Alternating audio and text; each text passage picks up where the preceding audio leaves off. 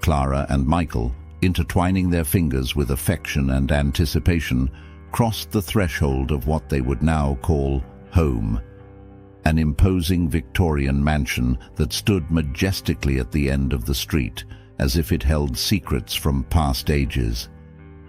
Climbing vines delicately adorned its stone walls, and a gentle breeze made the leaves of the trees whisper words of welcome. "We can finally call this home," Clara exclaimed, a glow of pure ecstasy lighting up her eyes as she turned to Michael. He, with his more reserved manner, reciprocated with a genuine smile, his eyes sweeping the space that symbolized not just a new chapter in their lives, but the start of a shared journey. "It's more than I ever dreamed," Michael responded, his voice laden with warmth that echoed off the empty walls, promising to fill them with laughter, dreams, and, above all, love. They spent the first moments exploring each room, imagining together how each space would be filled. In every room, Clara saw a blank canvas, eager to add colors, textures, and memories. However, it was in the attic that she found something truly extraordinary. While Michael was assessing the roof structure, Clara, driven by innate curiosity, stumbled upon a dust-covered tarp hidden in a corner neglected by time. With trembling hands of anticipation, she pulled the tarp away, revealing a painting that immediately captured her heart. "Michael, come see this!" Her voice, choked with emotion, echoed through the attic until it reached her husband, who quickly joined her. The painting, a stunning portrait of a young couple under the gentle twilight, was a piece of art that transcended time. Their intertwined gazes carried a silent promise, a connection so palpable that Clara felt a wave of emotion witnessing such a moment captured on canvas. It's beautiful," Michael murmured, equally captivated.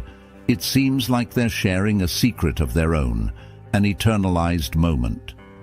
Clara, moved by a sudden impulse, decided, "It deserves a place of honor in the living room. It's as if it was waiting for us, to welcome us." Michael, always the pragmatist, agreed with a nod. "Let's find the perfect place for it. It will be the first touch of us in this house." And so, with the discovery of the painting, Clara and Michael's new home began to fill with life, each corner promising future stories. The painting was not just an addition to the decor, it was a symbol of the love and mystery that now wove together the fabric of their lives. That night, as the painting took its place in the living room, Clara and Michael toasted to the future, uncertain of what it held, but certain that together they would face whatever came their way. And as twilight merged with the darkness outside, the painting looked on at them, a silent witness to the beginning of their journey. From the moment it took its place of honor in the living room, the painting began to weave its enchantment, drawing the attention of everyone who saw it. It was more than its undeniable beauty. There was something intangible, an untold story that seemed to beg to be discovered. Clara, often found in a state of reflection in front of the work, murmured to herself and to anyone who would listen, "There's something about it, something that touches the soul." Michael, though less inclined to such thoughts, couldn't deny the unique atmosphere the painting brought into their home. It was a peaceful Saturday afternoon, the sun setting on the horizon, when a hesitant knock at the door broke the serenity of Clara and Mikhail's home. Upon opening it, they were met with an elderly couple, their eyes carrying a sea of emotions, a mix of hope, sadness, and something more, something Clara couldn't immediately identify. "Sorry to bother," the gentleman began, his voice trembling with contained urgency. "I'm Arthur, and this is my wife, Helene."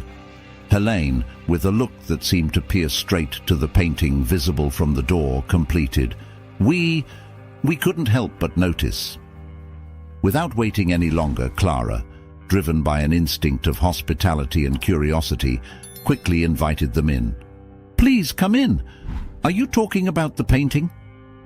As soon as their eyes met the artwork, Helene covered her mouth with her hand, tears immediately welling up as Arthur supported her, putting an arm around her shoulders. "Our son, Daniel, and his beloved, Lisa," she managed to say between sobs. "We never thought we'd see them again, even if just in a painting." Clara and Michael exchanged looks of surprise and empathy, the impact of that revelation instantly bonding them to the newcomers. "Please, sit down," Michael offered, guiding them to the sofa in front of the painting. "Can you tell us more about them? How did this painting end up here?" Helene drying her tears, and Arthur, with an expression of someone who had decided to open his heart, began to share the story of Daniel and Lisa. A tale of young love facing adversities, of shared dreams and unexpected challenges. Clara and Michael listened, completely absorbed, each word weaving a tapestry of emotions that united past and present. As the night fell, Clara and Michael's living room became a haven where four souls shared laughter, tears, and above all, an unexpected connection. The painting, now not just a piece of art but a link between two families, looked on silently over them, its mystery slowly unraveling. That night, as moonlight bathed the living room in a soft glow, Helene and Arthur began to unravel the yarn of their story, a narrative punctuated by reflective silences and exchanged looks that spoke volumes. Clara and Michael, nestled in opposite armchairs, prepared to dive into the depths of this family saga. Arthur, taking the lead with a heavy sigh, began. "Daniel was always a free spirit, an old soul in a modern world. But we had different plans for him, plans that left no room for his aspirations." Helene, interspersing her speech with tissues delicately pressed against her ease, added, "Lisa appeared like a spring breezy in his life. She brought color where there was only monotony. They loved each other in a way that defied everything we knew about love. We didn't understand until it was too late," Arthur continued, his voice trembling on the edge of regret. "When Daniel met Mr. Robert, it was as if he had found his true north. Robert saw in him not just a young artist, but a flame about to become a fire." Moved by the story, Clara asked, "What was Mr. Robert like? It sounds like he had a significant impact on Daniel's life." "Oh yes," Helene responded, a sad smile playing on her lips. "Robert was more than an artist. He was a dreamer who believed in art like few others. He taught Daniel that following his passion was the only true way to live. And Daniel, he absorbed every word, every lesson." "And when Daniel decided to follow that path, what happened?" Michael inquired, curiosity lighting up his gaze. Arthur looked to Helene for support before answering. "We reacted poorly. We said things that should never have been said. We placed our vision of the future above his happiness. And so we lost our son, not just to art, but to a world we didn't understand. He chose his passion, chose Lisa and art over the path we had planned for him, and it was the last time we saw him," Helene concluded, her final words coming out as a whisper. The silence that followed was profound, broken only by the sound of the clock on the wall, marking the passing moments with a precision that seemed to underscore the gravity of the shared story. Clara and Michael, deeply moved, exchanged looks, realizing that the painting that had united their lives with Helene and Arthur's was more than art.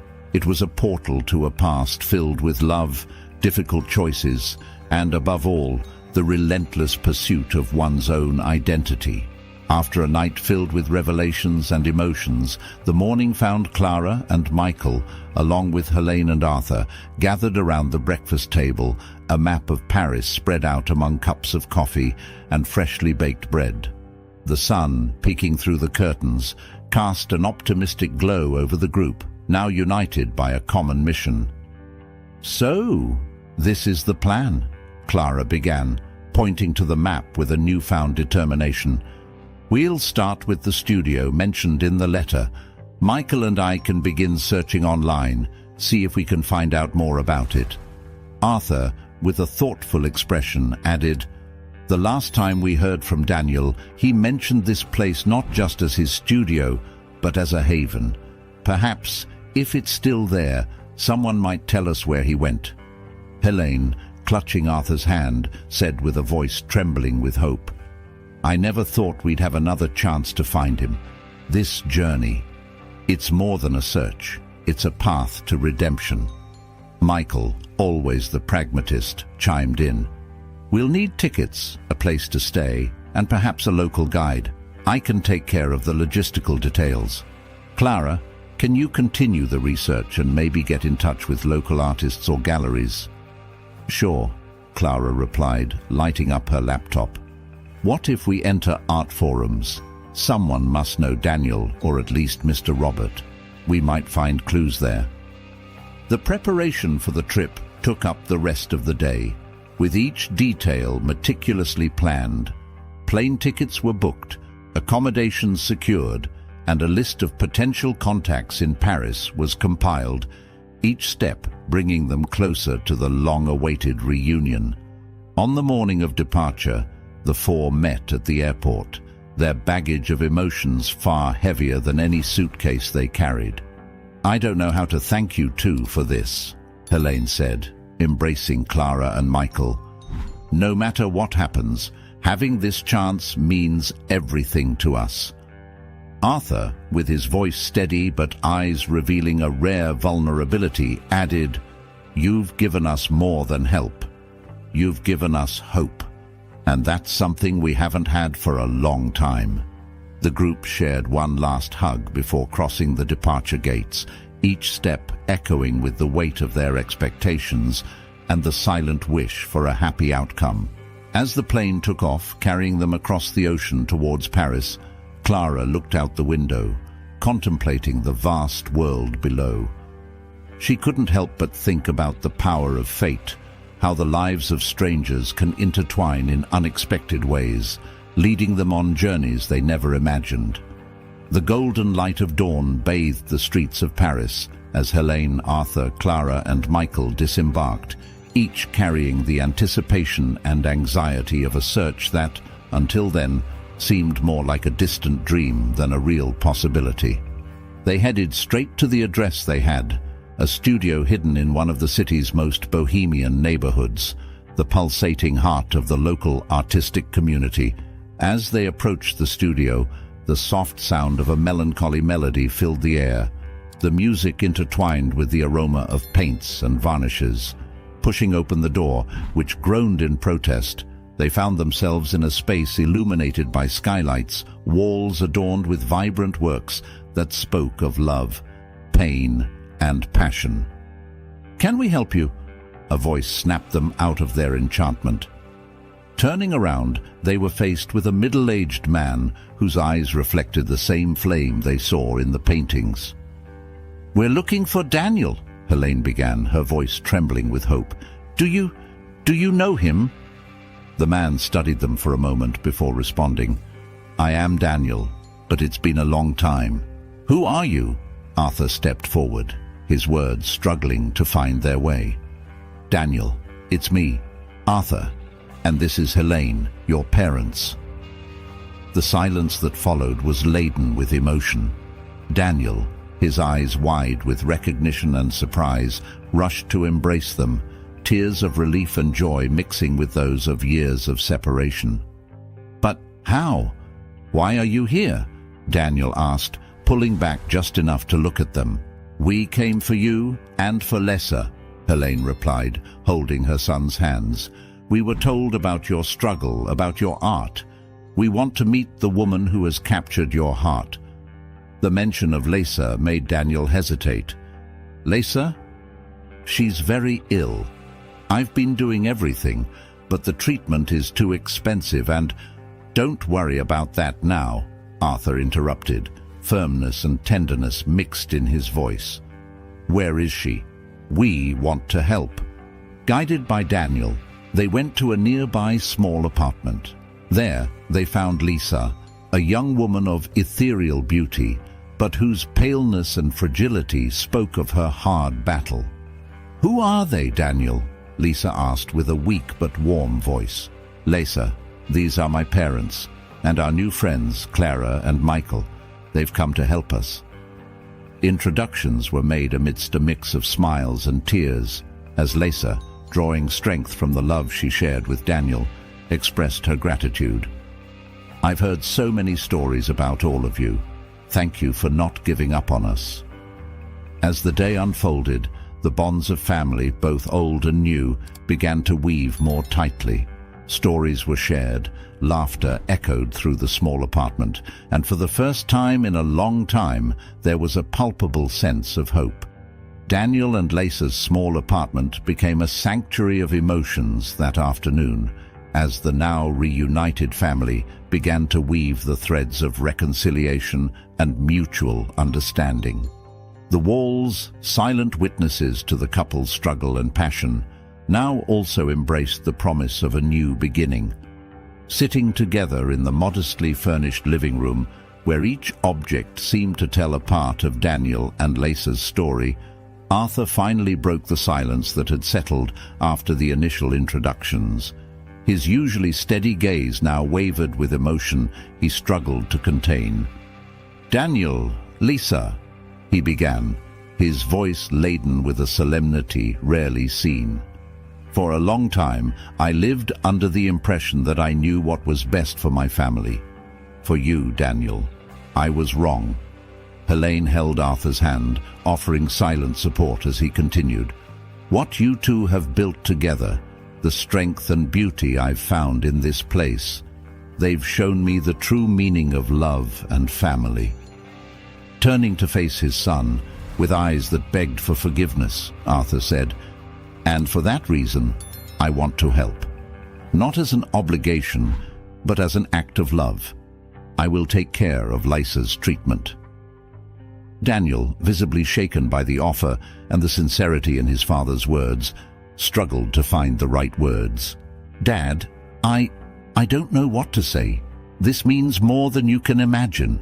Lisa, with tears shining in her eyes but a smile that lit up the room, added, "I am speechless. Your generosity is a gift we could never repay, but please know we are eternally grateful." The room filled with an emotional silence, each person absorbing the weight and beauty of the moment. Clara, always sensitive to emotional nuances, stood up and, with a gentle gesture, brought everyone into a collective hug, symbolizing the union of two families now intertwined, not just by Daniel and Lisa's love, but also by the shared acknowledgement of the invaluable worth of forgiveness and support. "You taught us a lot today," Clara said, her voice choked with emotion, "about courage, love, and especially about the power of forgiveness."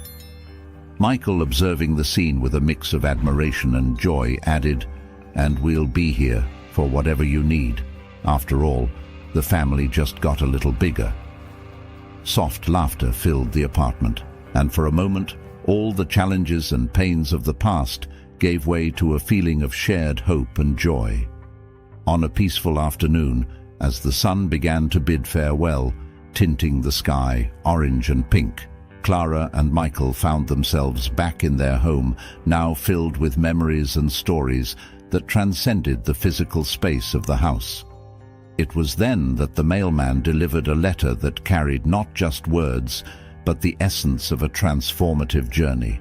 Clara, with trembling hands, opened the sealed envelope with almost reverent care, revealing a letter from Helene and Arthur.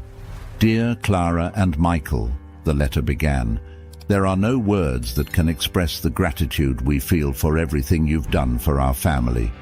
Thanks to you, we not only found our son and Lisa again, but also rediscovered ourselves as a family."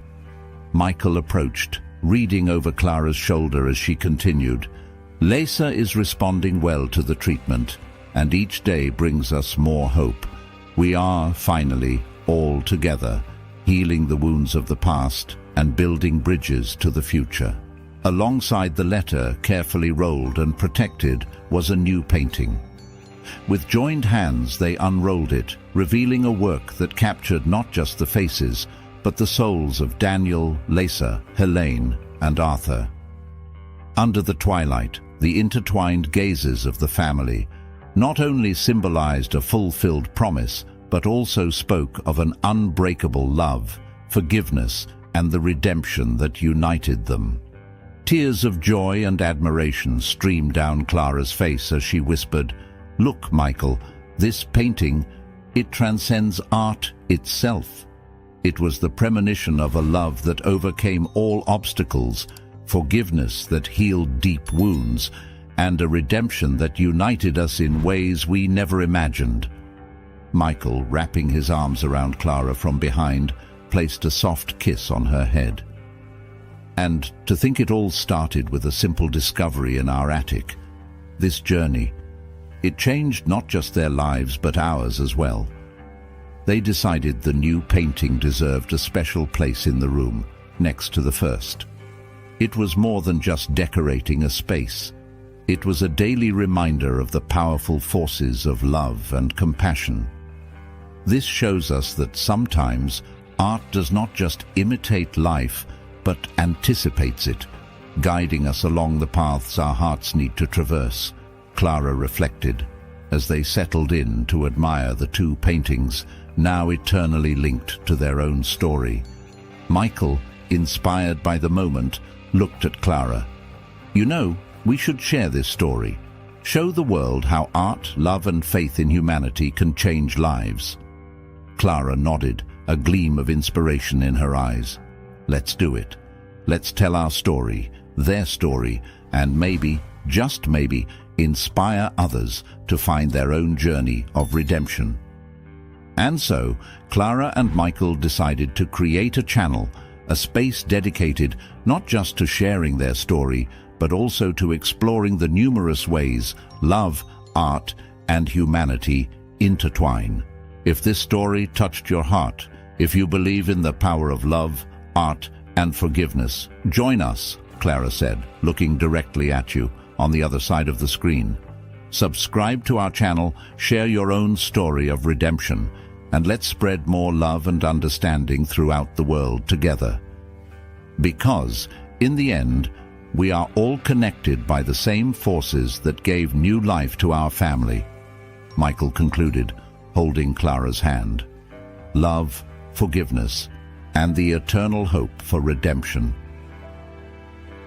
And so, with an open invitation to all who believe in the transformative power of love and art, Clara and Michael closed another chapter of their lives, eager for the next and all the stories yet to come.